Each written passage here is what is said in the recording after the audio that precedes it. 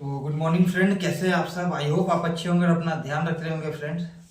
आज हम लोग टैरिफ के बारे में बात करेंगे फ्रेंड। टैरिफ आए हुए लगभग 8 महीने हो चुके हैं। 2 अप्रैल को लिबरेशन डे मनाया जाता है यूएस में और 2 अप्रैल को ही टैरिफ लागू हुआ था फ्रेंड। तो अभी हम लोग जानेंगे टैरिफ आने के बाद क्या क्या चीज़ बदला है, क्या क्या इफेक्ट हुआ है उसका हमारे कंट्री पर या फिर यूएस के कंट्री पर क्या इफेक्ट हुआ है और ग्लोबली उसका क्या प्रभाव पड़ा है। तो सबसे पहले हम लोग फ्रेंड ये जानते हैं कि टैरिफ आखिर होता क्या है, कि किस तरह का ये टैक्स है। देखिए, जब भी कोई सामान हम लोग इंपोर्ट करते हैं कोई भी देश से, तो अपने सरकार को एक इंपोर्ट ड्यूटी भरते हैं। जैसे कि कोई कार खरीदे या फिर कोई मोटरसाइकिल खरीदे या कुछ लैपटॉप कोई मशीन खरीदे, तो अपने सरकार को हम लोग इंपोर्ट ड्यूटी भरते हैं। तो इस इंपोर्ट ड्यूटी को ही वो लोग टैरिफ कह रहे हैं फ्रेंड, कि टैरिफ लगाया गया है, किसी पे 200% टैरिफ लगाया गया है।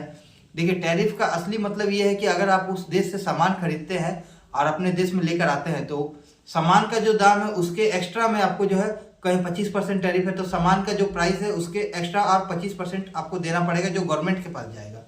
तो यूएस भी टैरिफ लेती है। लेकिन टैरिफ क्यों लगाया जाता है फ्रेंड, सबसे पहले ये चीज समझते हैं। देखिए, कोई भी देश अपने यहाँ के उद्योग को बचाने के लिए और अपना पैसा बाहर ना जाए, अपना ट्रेड डेफिसिट ना बढ़े, इसके वजह से कोई भी देश इंपोर्ट ड्यूटी लगाती है, टैरिफ लगाती है। और टैरिफ का प्रभाव ये होता है फ्रेंड कि अपने यहाँ से लोग सामान खरीदना ज़्यादा प्रीफर करते हैं, क्योंकि बाहर से जब वो सामान मंगाते हैं तो सामान कभी कभी महंगा पड़ता है टैरिफ की वजह से। इसलिए लोग अपने देश में उत्पादन करते हैं और अपने देश के जो सामान है उसी को उपभोग करते हैं, उसी से अपना कंज्यूम करते हैं, अपना काम चलाते हैं। तो इसलिए सरकार जो है इंपोर्ट ड्यूटी लाती है कि उनको मेन लक्ष्य रहता है कि अपने यहाँ का जो लोकल इंडस्ट्री है उसको सपोर्ट करना, कि उनका प्रोडक्ट बिके अपने कंट्री में। दूसरी चीज है कि अपना जो ट्रेड डेफिसिट है उसको कम से कम रखना। कि ट्रेड डेफिसिट मतलब ये होता है फ्रेंड कि अगर हम किसी देश से बहुत ज्यादा सामान इंपोर्ट करते हैं और बहुत कम एक्सपोर्ट करते हैं, तो हमारे बीच में ट्रेड डेफिसिट होता चला जाता है। अब बाद में हमें उसके लिए कर्ज लेना पड़ता है दोबारा सामान और इंपोर्ट करने के लिए। तो ऐसे समय में हम लोग को इंपोर्ट ड्यूटी लगाना पड़ता है कि कम से कम इंपोर्ट हो हमारे देश में और हमारे देश का जो इंडस्ट्री का सामान है वही सबसे ज्यादा कंज्यूम हो। अब हम लोग जानते हैं यूएस को टैरिफ क्यों लाना पड़ा। देखिए, यूएस में ट्रेड डेफिसिट बहुत बढ़ चुका था फ्रेंड। यूएस गवर्नमेंट पे भी बहुत सारा कर्जा था, तो उसको कम करने के लिए ही फ्रेंड वहाँ के गवर्नमेंट टैरिफ को लेकर आती है। अब टैरिफ को लाने से हुआ क्या। देखिए, टैरिफ जब 2 अप्रैल लिबरेशन डे के दिन टैरिफ आया, तो उससे पहले भी यूएस में टैरिफ लगता था, इंपोर्ट ड्यूटी लगता था फ्रेंड। लेकिन उसका अगर एवरेज इंपोर्ट ड्यूटी जो है, किसी सामान पे मान लीजिए 10% इंपोर्ट ड्यूटी लगा, किसी सामान पे 20% इंपोर्ट ड्यूटी लगा, किसी सामान पर 5% इंपोर्ट ड्यूटी लगा, तो इसका अगर हम लोग एवरेज निकालेंगे तो एवरेज इफेक्टिव टैरिफ रेट 2 से 3% था पहले, जो कि आज बढ़ करके हो गया है लगभग 17%। मतलब कोई भी सामान जो मंगाया जा रहा है विदेश से यूएस में, उसमें अब उसको 17% के आसपास टैरिफ भरना पड़ रहा है। सारा टैरिफ को मिला करके और प्रोडक्ट का प्राइस मिला करके अगर देखा जाए तो एवरेज जो इफेक्टिव टैरिफ रेट है लगभग 17% निकल के आ रहा है। अब टैरिफ आने के बाद हुआ क्या फ्रेंड, कि वहाँ की आर्थिक वृद्धि पर इसका निगेटिव प्रभाव पड़ा है। वहाँ का इन्फ्लेशन 0.7% से बढ़ गई है।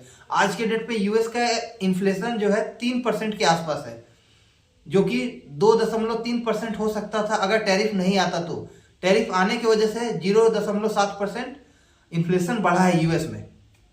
अब हम लोग जानते हैं फ्रेंड 2026 में क्या हो सकता है। देखिए, 2026 में यूएस में इन्फ्लेशन बढ़ने का उम्मीद है। और दूसरा चीज, मिड टर्म इलेक्शन आ रहे हैं अमेरिका में। इसके लिए ट्रंप अपने इन्फ्लेशन को कम दिखाने के लिए चीन के साथ तनाव कम करने की कोशिश करेंगे, लेकिन ये अस्थायी होगा फ्रेंड। अब हम लोग जानते हैं कि इसका निवेश पे क्या असर पड़ेगा। देखिए, ये अभी स्पष्ट नहीं है। जब टैरिफ आया था तब से सिर्फ एआई सेक्टर में ही इन्वेस्टमेंट हो रहा है, बाकी सारे सेक्टर में इन्वेस्टमेंट थोड़ा रुक गया है, थम गया है। कंपनी भी अपना जो फ्यूचर प्लान है उसको लेकर के बहुत ज़्यादा अनसर्टेन है, इसलिए वो अपना नया इन्वेस्टमेंट भी नहीं कर रही है। इसके वजह से अभी मार्केट में आपको थोड़ा अनसर्टेनिटी भी दिख रहा है फ्रेंड। अब हम लोग बात करते हैं यूएस का जो टैरिफ आया था उससे जियोपॉलिटिकल प्रभाव क्या पड़ा, क्या इफेक्ट पड़ा है जियोपॉलिटिक्स पे। तो सबसे पहले देखिए, यूएस का जो कनाडा मैक्सिको के साथ पहले बहुत अच्छा रिलेशन था, उसके बीच में अब बातचीत थोड़ा कम हो गया है। अमेरिका का यूरोप के साथ भी रिश्ता अभी थोड़ा कमजोर होता दिख रहा है फ्रेंड। दूसरी चीज जो उसका मुख्य सहयोगी थे जापान, ऑस्ट्रेलिया, कोरिया, ये देश भी अब अपने लिए नए विकल्प खोज रहे हैं और हेजिंग कर रहे हैं, क्योंकि उन्हें भी लगता है कि किसी समय अमेरिका मेरे ऊपर भी टैरिफ लगा देगी, इसके वजह से हमारा उद्योग भी प्रभावित होगा, इसलिए वो नए विकल्प भी तलाश कर रहे हैं फ्रेंड। और सबसे अहम प्रभाव ये पड़ा है फ्रेंड कि यूएस का जो एक प्रभाव था विश्व पर, वो कहीं ना कहीं अब कम होता दिख रहा है, और विश्व का जो फ्रेगमेंटेशन है वो भी अब कम होता दिख रहा है। अब हम लोग जानते हैं कि निवेशकों के लिए क्या संदेश है। देखिए, टैरिफ अभी स्थिर हो गया है, लेकिन इसका सबसे ज्यादा बोझ यूएस के कंज्यूमर पर ही पड़ रहा है। इसके वजह से वहां पे इन्फ्लेशन आने की भी उम्मीद है 2026 में, और डॉलर का प्राइस कहीं ना कहीं गिर सकता है। इसलिए जो निवेशक डॉलर में इन्वेस्ट करते हैं वो अभी अपना हेजिंग भी बरकरार रख रहे हैं। तो आज हम आपको वीडियो यहीं समाप्त करते हैं। कल हम लोग ये जानेंगे फ्रेंड कि यूएस का टैरिफ आने की वजह से इंडिया पर उसका क्या प्रभाव पड़ा, यहाँ पे उसका क्या असर पड़ा है। इस बारे में हम लोग अगले वीडियो में जानेंगे।